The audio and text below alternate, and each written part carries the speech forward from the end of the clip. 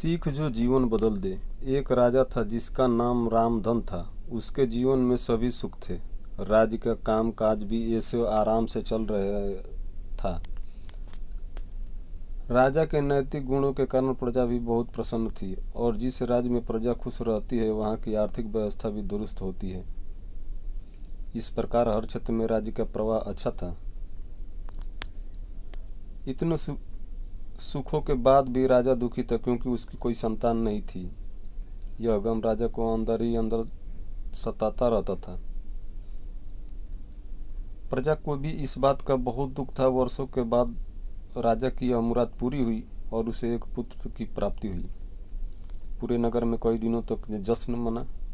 नागरिकों को राजमहल में दावत दी गई। राजा की इस खुशी में प्रजा भी झूम रही थी।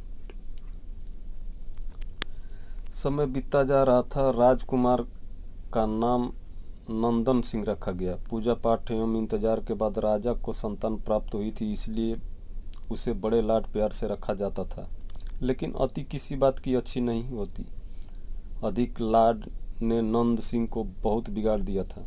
बचपन में तो नंदन की सभी बातें दिल को लुभाती थी, पर बड़े होते होते यही बातें बदतमीजी लगने लगती है। नंदन बहुत ज़्यादा जिद्दी हो गया था।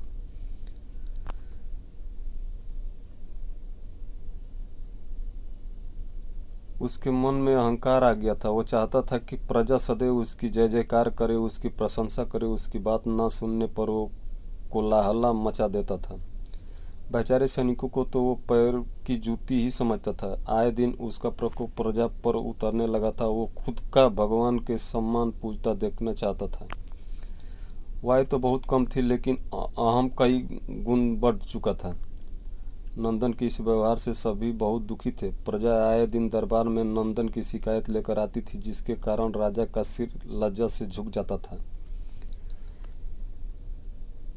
यह एक गंभीर विषय बन चुका था। एक दिन राजा ने सभी खास दरबारियों एवं मंत्रियों की सभा बुलाई और उसने अपने दिल की बात कही कि वे राजकुमार के इस व्यवहार से अत्यंत दुखी है। राजकुमार इस राज्य का भविष्य है। अगर उनका व्यवहार यही रहता है तो राज्य की खुशहाली चंद दिनों में ही जाती रहेगी। दरबारी राजा को सांत्वना देते हैं और कहते हैं कि आप हिम्मत रखें, वरना प्रजा निसहाय हो जाएगी। मंत्री ने सुझाव दिया कि राजकुमार को एवं उचित मार्गदर्शन एवं सामान्य जीवन के अनुभव की जरूरत है। आप उन्हें गुरु राधागुप्त के आश्रम भेज दीजिए। सुना है वहाँ से जानवर भी इंसान बनकर निकलता है। यह बात राजा को पसंद आई और उसने नंदन गुरु जी के आश्रम भेज दिए। अगले दिन राजा अपने पुत्र के साथ गुरु जी के आश्रम पहुंचे। राजा ने गुरु राधागुप्त के साथ अकेले में बात की और नंदन के विषय में सारी बातें कही। गुरु जी ने राजा को आश्वस्त किया कि वे जब अपने पुत्र से मिलेंगे तब उन्हें गर्व महसूस होगा। गुरु जी की ऐसे शब्द सुनकर राजा को शांति महसूस हुई और वे सहर्ष अपने पुत्र को आश्रम में छोड़कर राजमहल लौट गए। अगले दिन सुबह गुरु के खास चेले द्वारा नंदन के भिक्षा मांग कर खाने को कहा गया, जिसे सुनकर नंदन ने साफ इनकार कर दिया। चेले ने उसे कह दिया कि अगर पेट भरना है तो भिक्षा मांगनी होगी और भिक्षा का समय शाम तक ही है, अन्यथा भूखा रहना पड़ेगा। नंदन ने अपनी अकड़ में चेले की बात नहीं मानी और शाम होते होते उसे भूख लगने लगी, लेकिन उसे खाने को नहीं मिला। दूसरे दिन उसने भिक्षा मांगना शुरू किया। शुरुआत में उसके बोल के कारण उसे कोई भिक्षा नहीं देता था, लेकिन गुरुकुल में सभी के साथ बैठने पर उसे आधा पेट भोजन मिल जाता था। धीरे धीरे उसे मीठे बोल महत्व समझ आने लगा और करीब 1 महीने बाद नंदन को भरपेट भोजन मिला। उसके बाद उसके व्यवहार में बहुत से परिवर्तन आए। इसी तरह गुरुकुल के सभी नियमों ने राजकुमार में बहुत से परिवर्तन किए, जिसे राधागुप्त जी भी समझ रहे थे। एक दिन राधागुप्त जी ने नंदन को अपने साथ सुबह सवेरे सैर पर चलने को कहा। दोनों सैर पर निकल गए। रास्ते भर बहुत बातें की। गुरु जी ने नंदन से कहा कि तुम बहुत बुद्धिमान हो और तुम में बहुत अधिक ऊर्जा है, जिसका तुम्हें सही दिशा में उपयोग करना चाहिए। दोनों चलते चलते एक सुंदर बाग में पहुंच गए, जहां बहुत सुंदर सुंदर फूल थे, जिनसे बाग महक रहा था। गुरुजी ने नंदन को बाग से पूजा के लिए गुलाब के फूल तोड़ने को कहा। नंदन झट से सुंदर सुंदर गुलाब तोड़ लाया और अपने गुरु के सामने रख दिए। अब गुरुजी ने उसे नीम के पत्ते तोड़कर लाने को कहा। नंदन वो भी ले आया।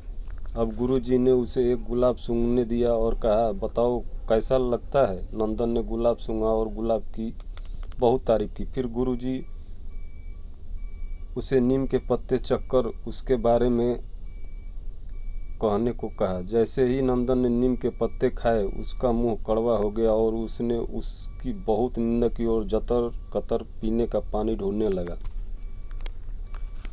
नंदन की यह दशा देख गुरुजी मुस्कुरा रहे थे। पानी पीने के बाद नंदन को राहत मिली। फिर उसने गुरुजी से हंसने का कारण पूछा। तब गुरुजी ने उससे कहा कि जब तुमने गुलाब का फूल सूंघा तो तुम्हें उसकी खुशबू बहुत अच्छी लगी और तुमने उसकी तारीफ की, लेकिन जब तुमने नीम की पत्तियाँ खाई तो तुम्हें वो कड़वी लगी और तुमने उसे थूक दिया और उसकी निंदा भी की। गुरुजी से नंदन को समझाया, जिस प्रकार तुम्हें जो अच्छा लगता है तुम उसकी तारीफ करते हो, उसी प्रकार प्रजा भी जिसमें गुण होते हैं उसकी प्रशंसा करती है। अगर तुम उनके साथ दुर्व्यवहार करोगे और उनसे प्रशंसा की उम्मीद करोगे तो वे यह कभी दिल से नहीं कर पाएंगे। इस प्रकार जहाँ गुण होते हैं वहाँ प्रशंसा होती है। नंदन को सभी बातें विस्तार में समझ आ जाती है और वो अपने महल लौट जाता है। नंदन में बहुत परिवर्तन आता है और वो बाद में एक सफल राजा बनता है।